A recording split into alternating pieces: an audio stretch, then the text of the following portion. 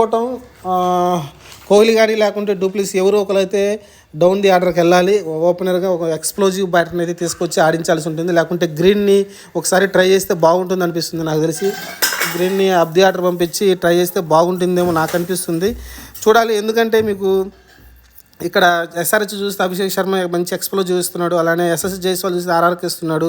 అలానే వార్నర్ కావచ్చు, వీళ్ళందరూ కొంచెం అగ్రెసివ్ బ్యాటర్స్. పవర్ ప్లేలో ఎక్కువ రన్స్ అయితే చేసి మ్యాచ్ని అయితే వాళ్ళు మార్చేస్తున్నారు, మ్యాచ్ గతిని అయితే. కానీ ఇక్కడ ఫ్యాబ్ డూప్లిసిస్ కానీ లేకుంటే కోహ్లీ కానీ ఇద్దరు కూడా కొంచెం స్లోగా అయితే ఆడడం చూస్తున్నాం. కానీ పవర్ ప్లేలో రన్స్ ఎక్కువ కావాలి. దాదాపు 60 పరుగులు పైన ఉంటేనే, పర్ ఓవర్కి 10 పైన ఉంటేనే కొంచెం బెటర్గా ఉంటుంది. అందరూ కూడా 70, 80 అయితే కొట్టడం చూస్తున్నాం మనమైతే పవర్ ప్లేలో. కానీ వీళ్ళైతే ఇంకా 50 కాడ ఆగిపోతున్నారు.